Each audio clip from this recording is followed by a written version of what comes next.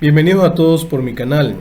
Como les había prometido, hoy hablaremos de uno de los temas más importantes del abdomen agudo. Trataremos la apendicitis aguda.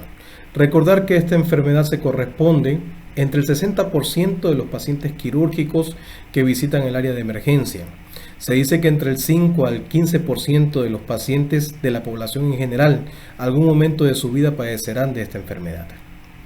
Trataremos cómo se debe realizar el enfoque diagnóstico, hablaremos un poco del enfoque terapéutico y revisaremos sobre las últimas actualizaciones con respecto a las guías de Jerusalén del 2020. Espero que les agrade y los invito a suscribirse a mi canal aquellos que no lo han realizado y darle like a aquellos que ya están suscritos. Sin más que decir, pasemos a lo que les tengo preparado.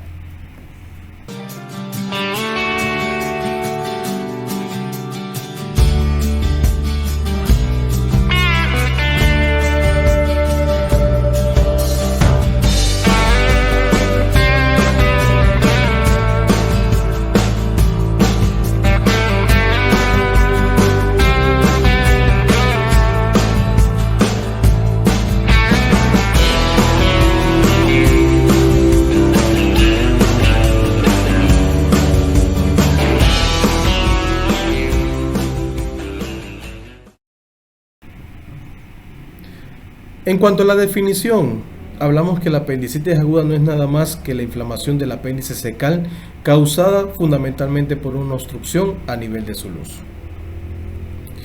Por lo tanto, los objetivos de la clase del día de hoy son conocer la epidemiología, la etiopatogenia y la fisiopatología de la apendicitis aguda, identificar el problema que plantea el dolor en fosa ilíaca derecha y disponer de las herramientas para su solución. Reconocer el cuadro clínico y los datos de importancia que surgen de la anamnesis y del examen físico. Aprender las diversas formas de presentación y los diagnósticos diferenciales según la edad, el sexo y otras patologías abdominales y extraabdominales. Distinguir la utilidad de los exámenes complementarios de laboratorio y de diagnósticos por imagen para esta enfermedad. Identificar los fundamentos de las indicaciones quirúrgicas y adquirir las nociones sobre los aspectos de abordajes convencionales y laparoscópicos. Y por último, tener un conocimiento sobre las complicaciones y el pronóstico de esta enfermedad. Siempre es importante tener una idea en cuanto a la parte anatómica y fisiológica de la enfermedad.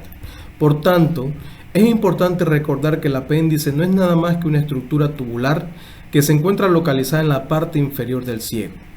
Justo convergen las tres tenias o cintillas del ciego del colon a unos 2 o 3 centímetros por debajo de la válvula ileocecal.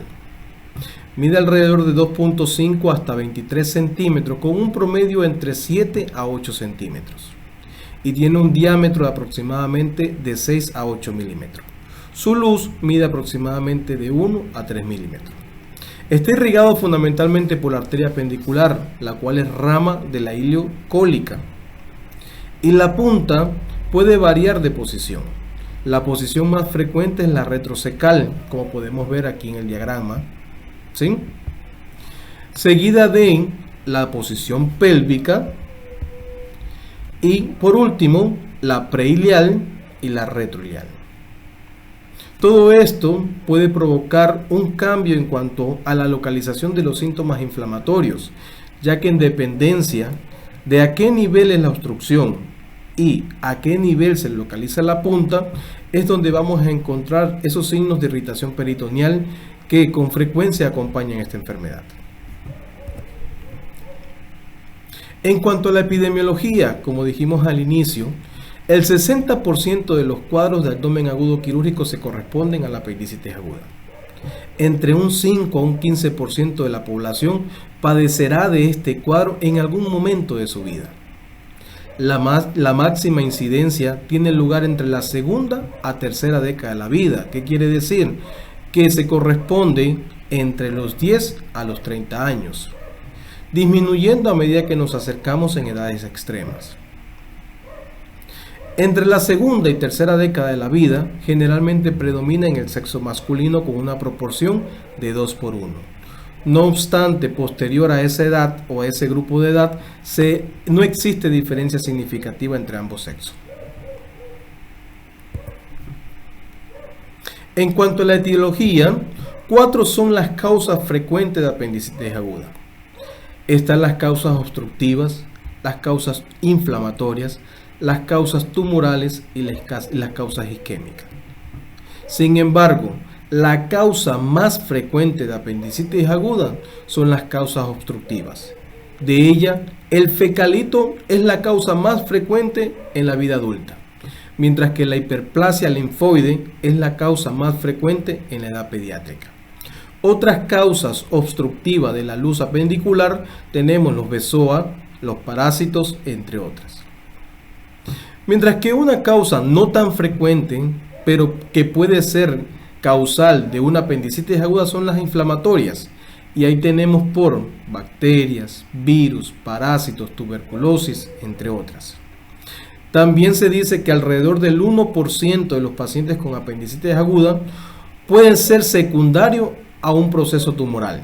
Entre ellos, hay que tener en cuenta el adenocarcinoma, el tumor carcinoide y el mucosel apendicular.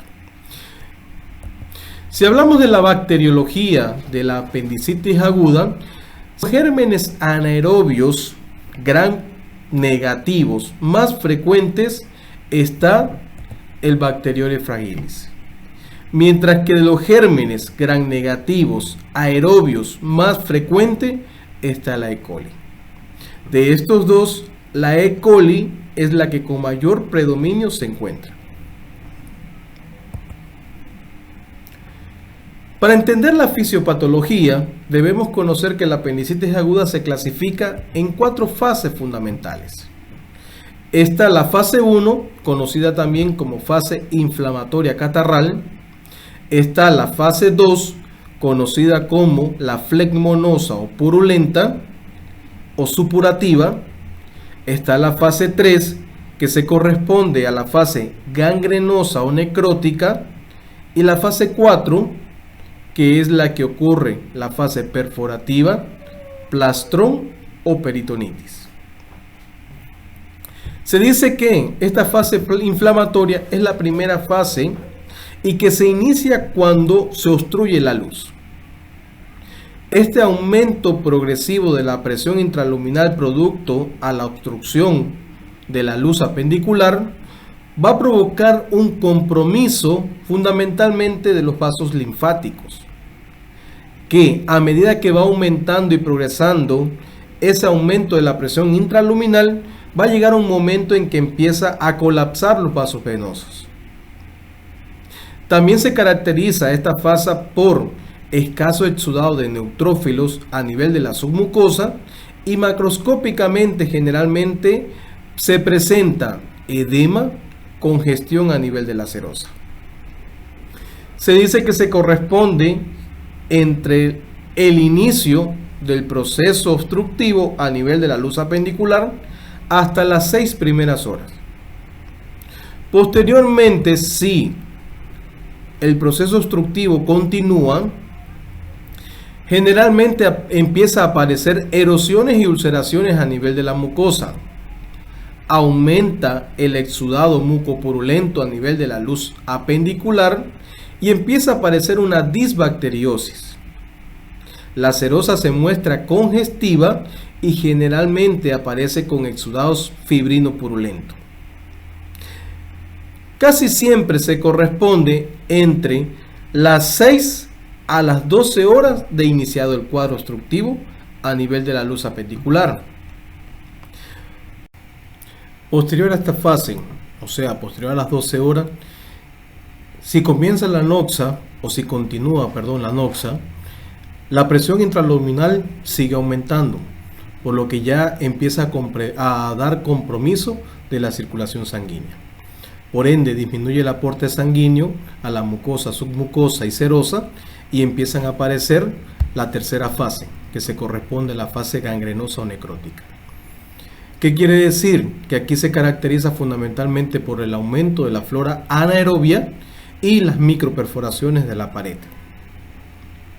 Generalmente aquí se asocia a una complicación fundamentalmente conocida como piliflebitis, que no es nada más que la trombosis séptica de la vena porta. ya que empieza a formarse por todo este componente inflamatorio y proliferación bacteriana, formaciones de microtrombos, conglomerados de bacterias que puedan migrar a través de la circulación venosa y llegar hasta la vena porta. El paciente puede experimentar ya un cuadro clínico caracterizado por fiebre elevada, ictericia y el dolor intensificado, así como signos inflamatorios sistémicos. De igual manera, si transcurre posterior a las 24 horas, con mucha frecuencia se asocia que evolucione a la fase 4, que no es nada más que a la parte o a la conocida apendicitis aguda complicada. ¿Qué quiere decir? Que ya empieza a aparecer la perforación. Esas microperforaciones que estaban en la fase 3 se hacen mayores y por ende empieza a aumentar ese orificio, que va a pasar dos condiciones. O puede ser que el paciente se proteja o se defienda por mecanismos de defensas intraabdominales y genera un proceso plástico que se conoce como plastrón apendicular, ya que el epíplon o las asas intestinales cercanas al apéndice inflamada y perforada llegan a tabicar esa perforación, aislando así ese proceso y por ende no progresa a una peritonitis generalizada ni localizada. Sin embargo, en ocasiones el paciente no se defiende y esa perforación empieza a producir caída libre de ese material purulento a la cavidad abdominal, generando inicialmente una peritonitis localizada que posteriormente se generaliza y da origen a la peritonitis generalizada. Toda esta fase 4 se la conoce como una apendicitis aguda complicada. ¿Ok? De esta forma englobamos las 4 fases en el mecanismo fisiopatológico de la enfermedad. Y así tenemos un componente clínico variado en dependencia de qué periodo se encuentra el paciente. ¿Ok? Una de las cosas más importantes que hace todo médico es realizar un enfoque diagnóstico.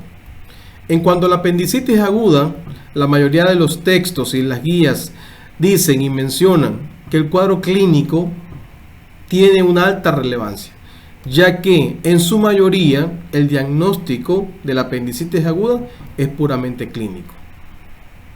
Sin embargo, existen exámenes complementarios que se recomiendan realizar en todo paciente con sospecha de apendicitis aguda, que posteriormente lo vamos a ver en los siguientes slides.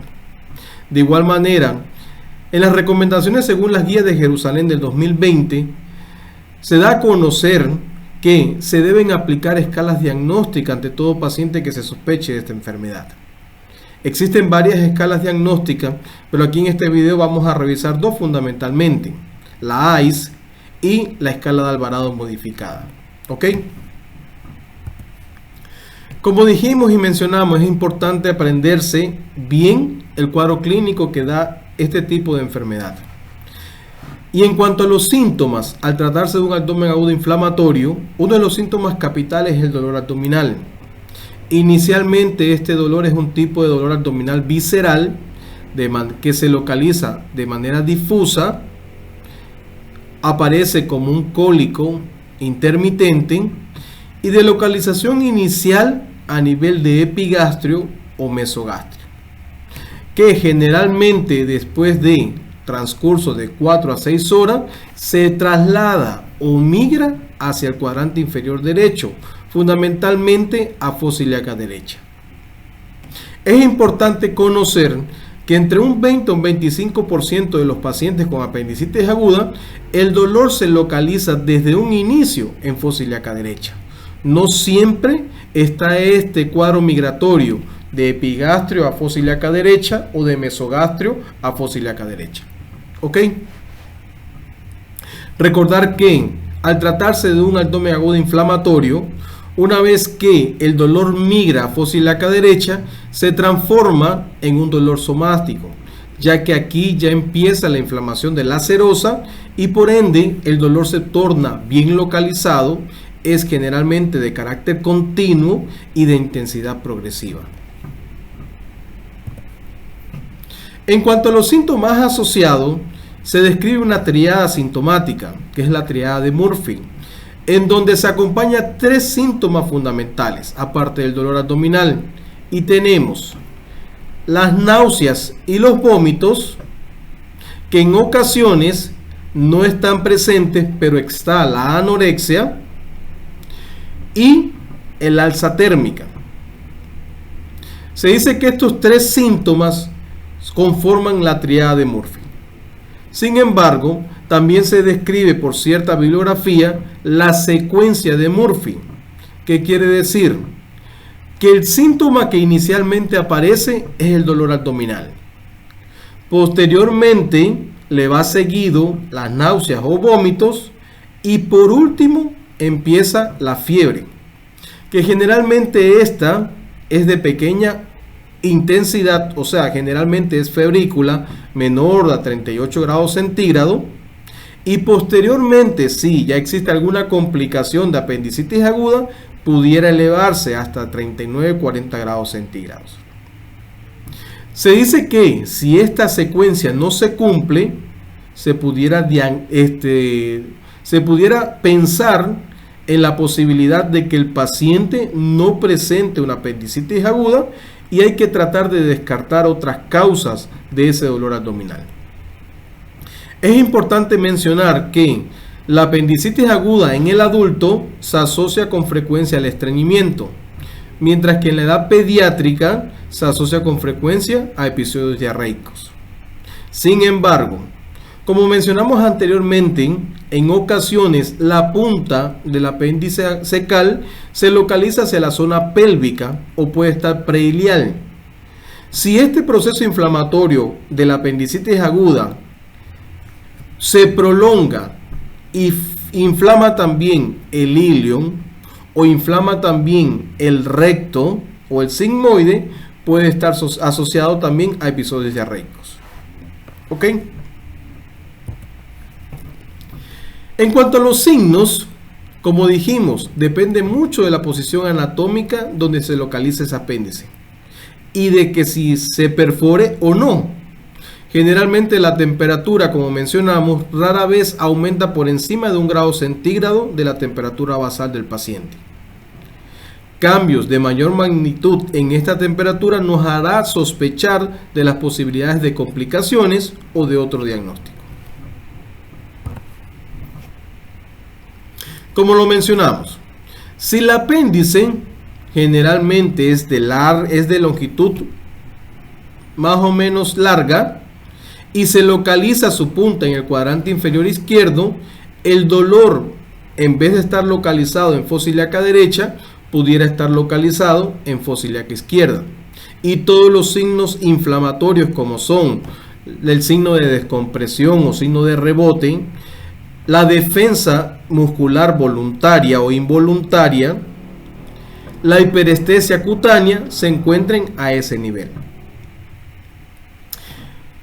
Como dijimos anteriormente, la localización más frecuente es la apéndice retrocecal y esta pudiera dar signos como dolor en fosa lumbar a nivel de los flancos y en ocasiones al interponerse el colon por delante de esta apéndice inflamada puede ser que el paciente no manifieste tantos signos inflamatorios y pudiera dar a sospechar la posibilidad de una infección de vías urinarias, ya que así de igual forma, si el apéndice se localiza a nivel pélvico, el dolor generalmente se localiza más hacia hipogastrio y nos da a confundir como si fuera, si es del sexo femenino, de una enfermedad inflamatoria pélvica.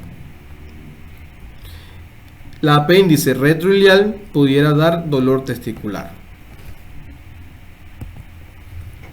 En cuanto a los signos o las maniobras que debemos realizar, el dolor provocado al descomprimir bruscamente la fosa ilíaca derecha pudiera estar presente y es uno de los signos de irritación peritoneal más frecuentes en los pacientes con apendicitis aguda, que se conoce como el signo de Blumberg.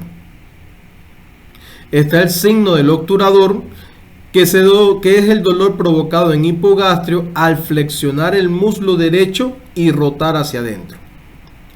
Está el signo del psoas, que es el dolor que aumenta en fosa ilíaca derecha al realizar la flexión activa de la cadera derecha. En cada uno de estos signos, en la parte de al lado podemos ver las gráficas de cómo debemos realizar las maniobras. Está el signo de Dunfin, que no es nada más que el dolor provocado en fosa ilíaca derecha al realizar una maniobra de provoque un aumento o maniobra de Valsalva. Y así le invitamos al paciente a toser. Está el signo de Rosen, que no es nada más que la presión en el lado izquierdo de fosa ilíaca sobre el punto que corresponde al punto de McBurnen y generalmente provoca dolor en fosa ilíaca derecha al provocar desplazamiento de esas asas intestinales, los cuales se ponen en contacto con esa apéndice inflamada. Y el punto de McBurnen doloroso, que no es nada más que un punto que se encuentra en una línea imaginaria entre el ombligo y la espina ilíaca anterosuperior, en la unión del tercio externo con los dos tercios internos. Sobre ese punto, al comprimir, se provoca dolor. Y generalmente es el lugar donde emerge el apéndice cecal a nivel del ciego.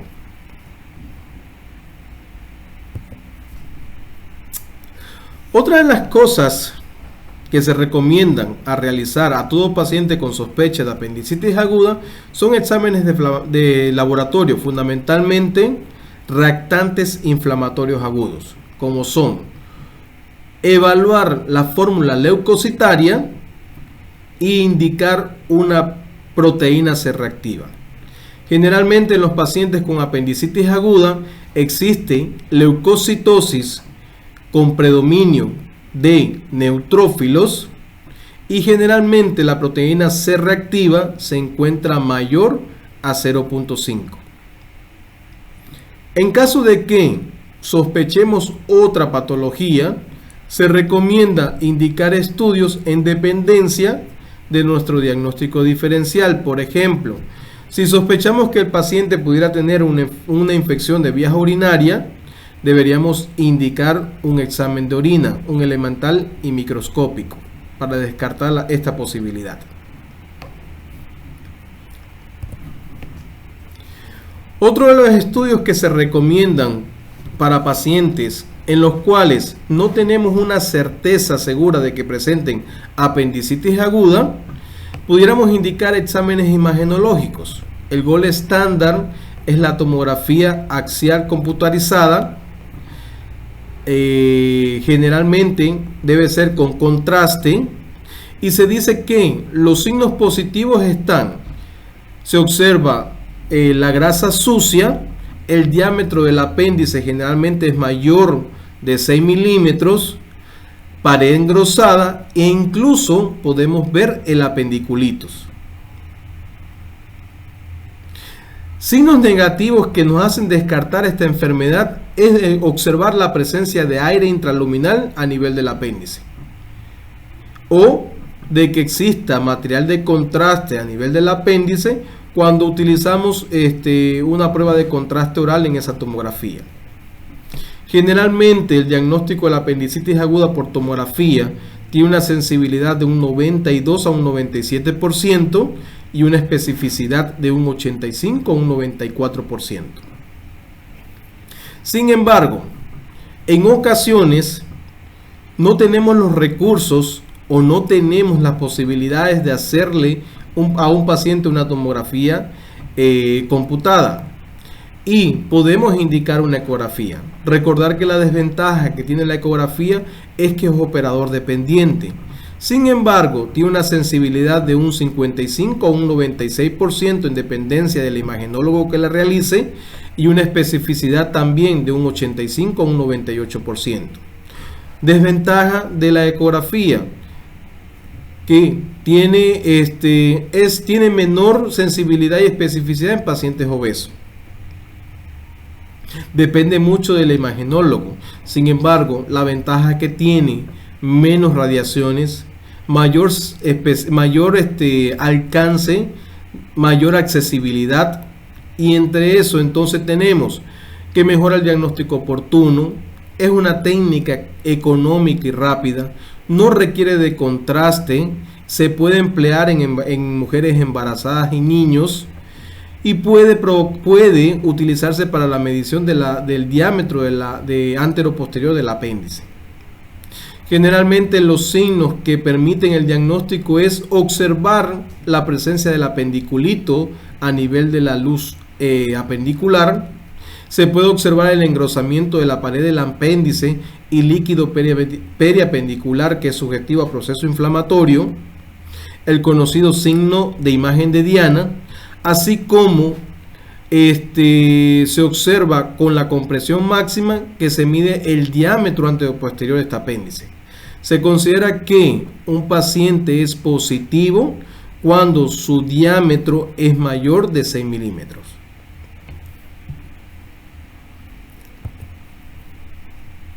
Y por último, para terminar el enfoque diagnóstico, tenemos una de las escalas más recomendadas para establecer la sospecha o no de apendicitis aguda. Y tenemos la escala AIRS, en donde evalúa síntomas, signos y exámenes de laboratorios. En cuanto a los síntomas, lo fundamental es evaluar la presencia de dolor en fosa ilíaca derecha, la cual le da un punto, y el vómito otro punto. En cuanto a los signos, la presencia de rebote o signo de resistencia muscular en fosa ilíaca derecha, la cual es, si es leve, 1 punto, si es moderado, 2 puntos, y si es grave o de gran intensidad, bien marcado, 3 puntos. Al igual que si hay fiebre mayor de 38.5 grados centígrados, que le da 1 punto.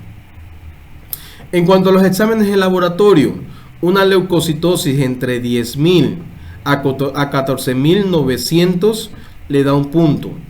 Mayor de 15.000, 2 puntos. Cuando los conteos de neutrófilos están entre 70 y 84%, 1 punto. Mayor de 85%, 2 puntos. Y la proteína C reactiva, cuando va entre 10 a 49, 1 punto. Y mayor de 50, 2 puntos.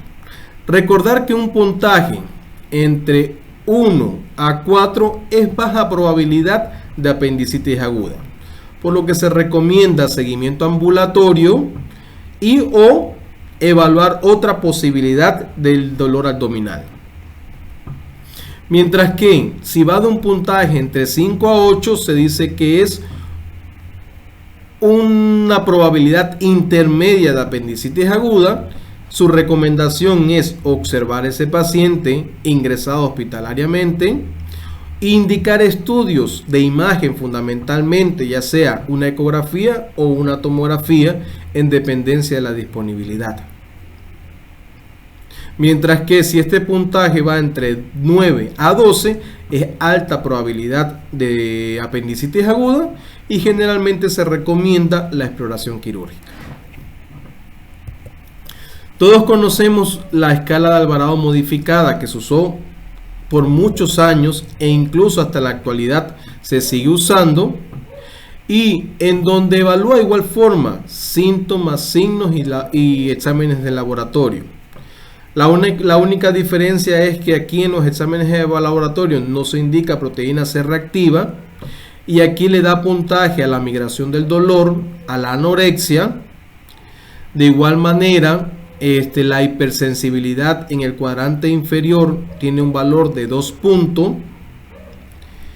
Y generalmente leucocitosis mayor de 10.000, 2 puntos, y una neutrofilia le suma 1 punto.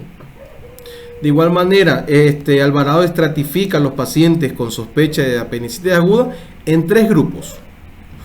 Un grupo con baja probabilidad en aquellos que han alcanzado un puntaje de 1 a 4, que de igual manera recomienda evaluar otra posibilidad de dolor abdominal o observación ambulatoria.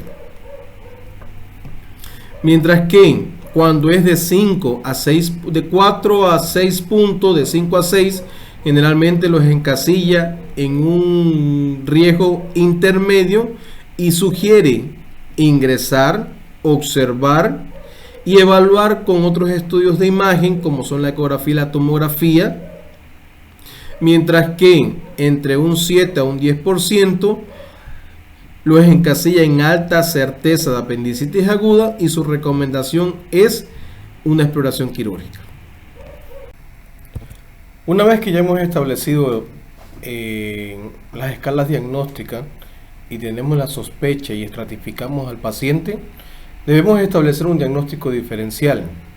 Entre los diagnósticos diferenciales con mayor frecuencia a pensar están la adenitis mesentérica, la gastroenteritis, las lesiones colónicas, fundamentalmente las inflamatorias. Es importante saber que la adenitis mesentérica casi no se observa en la edad adulta, más frecuentemente es en la edad pediátrica, aparece posterior generalmente a un cuadro respiratorio, 1 o 2 semanas previo a esos cuadros respiratorios, y con frecuencia estos pacientes no presentan signos de reacción peritoneal. Hay dolor en fosa ilíaca derecha, puede haber alza térmica, náusea, vómito, pero sin embargo con frecuencia no hay signos de reacción peritoneal y la leucocitosis con frecuencia cede a la administración de antibióticos. La gastroenteritis con frecuencia es causa de dolor abdominal. Muchas veces los cuadros no se cumple con la secuencia de Murphy, sino que generalmente aparece la náusea, el vómito, la fiebre y posterior a esto aparece el dolor abdominal. Pueden estar asociados a deposiciones diarreicas en el adulto y vuelvo a decir, de igual manera los signos inflamatorios de reacción peritoneal no están presentes en la exploración física. Otro de los diagnósticos diferenciales a tener en cuenta es con la enfermedad inflamatoria pélvica en caso de que el paciente sea del sexo femenino. Recordar que el diagnóstico diferencial con una infección limitada fundamentalmente a la trompa de Eustaquio derecha, el 50% de estos pacientes con enfermedad inflamatoria pélvica presentan náuseas y vómito, y el dolor y la hipersensibilidad generalmente es más frecuente a nivel de hipogastrio. Otro diagnóstico diferencial es con la ruptura del folículo de Graf, la torsión de quiste de ovario y uno que siempre es importante a pensar en toda paciente femenina en edad fértil es la ruptura de un embarazo ectópico. Una vez que ya hemos establecido nuestro diagnóstico y ya concretamos que el paciente tiene una apendicitis aguda, el tratamiento depende. Si estamos en presencia de una apendicitis aguda complicada o de una apendicitis aguda no complicada. Generalmente el tratamiento es quirúrgico. Sin embargo, las últimas guías, fundamentalmente la guía de Jerusalén del 2020, proponen el tratamiento no operatorio en los pacientes con apendicitis aguda no complicada, en los cuales pudiéramos intentar en las fases iniciales un tratamiento antibiótico. Sin embargo, si estos pacientes tuvieran alto riesgo de perforación, no deberían someterse a este tratamiento. ¿Cuáles son los pacientes que tienen alto riesgo de perforación? Por ejemplo, aquellos pacientes que se les realizó un estudio de imagen y se evidencia que presentan fecalito. De igual manera, aquellos pacientes en que tienen alto riesgo de que la causa de una apendicitis sea por un proceso neoplásico, tampoco deben someterse al tratamiento no operatorio. Generalmente estos pacientes que son mayores de 45 años con sospecha de apendicitis aguda deben ser tratados quirúrgicamente. Como dijimos, el tratamiento de elección es la intervención quirúrgica. El procedimiento, la apendicectomía. ¿Ok? Generalmente estos pacientes, al tener un abdomen agudo inflamatorio, pueden tener alterado el medio interno. Pueden estar con déficit de volumen, con trastornos de electrolito, en dependencia si han tenido abundantes vómitos con diarreas, entre otros. Siempre se debe corregir previamente a la intervención quirúrgica todos estos desequilibrios, tanto hídricos como electrolitos, se le debe colocar antibiótico profiláctico a aquellos pacientes con apendicitis no complicada que van a tener una herida limpia contaminada o contaminada. Mientras que si se sospecha de que estamos en presencia de un paciente con apendicitis aguda complicada, con peritonitis localizada o generalizada, deberíamos iniciar ya desde antes de la cirugía una antibiótico terapia, pero con dosis terapéutica. ¿Ok? Tipo de intervenciones que se le pueden realizar a estos pacientes pueden ser apendicectomías convencionales, puede abordarse la apendicectomía por vía laparoscópica, o también pudiera abordarse y hacerse la apendicectomía por orificios naturales. Generalmente, una de las más cirugías que se realiza es la apendicectomía convencional. No existen ventajas con la apendicectomía laparoscópica cuando se trata de un paciente delgado con una apendicitis no complicada. Realmente hay estudios en donde no existe diferencia significativa en cuanto a cuál es mejor. Lo que sí es cierto que una apendicectomía convencional es un procedimiento sencillo, rápido y con una mínima cicatriz. Por tanto, la apendicectomía laparoscópica gana ventaja sobre la apendicectomía convencional si estamos en presencia de un paciente con apendicitis aguda complicada, generalmente con peritonitis localizada o generalizada, y en pacientes obesos. El medio de abordaje de la apendicectomía convencional con mayor frecuencia utilizado es la incisión de Matt Burney.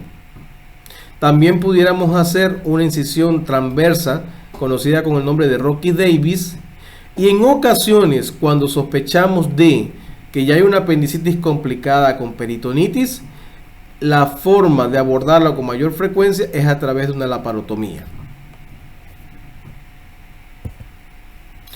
La vía laparoscópica, generalmente utilizamos el abordaje por 3 o por 4 puertos, en donde utilizamos con frecuencia 2 puertos de 1 centímetro y 2 puertos o un puerto de 5 milímetros. Como les dije, no hay diferencia significativa en cuanto a la técnica si se trata de un paciente con una apendicitis aguda no complicada y pacientes delgados. De esta forma, debemos saber que los pacientes con apendicitis aguda no complicada no tienen ningún beneficio prolongar el antibiótico después de las 24 horas.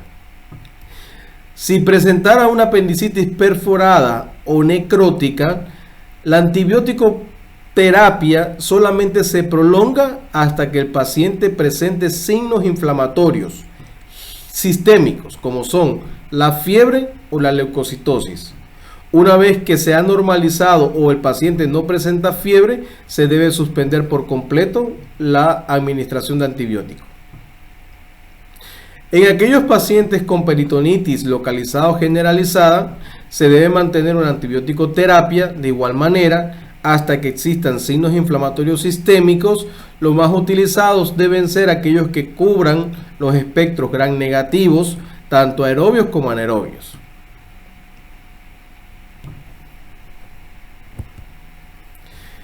De esta forma concluimos el tema de apendicitis aguda. En el próximo video hablaremos de colecistitis aguda y nos vemos pronto.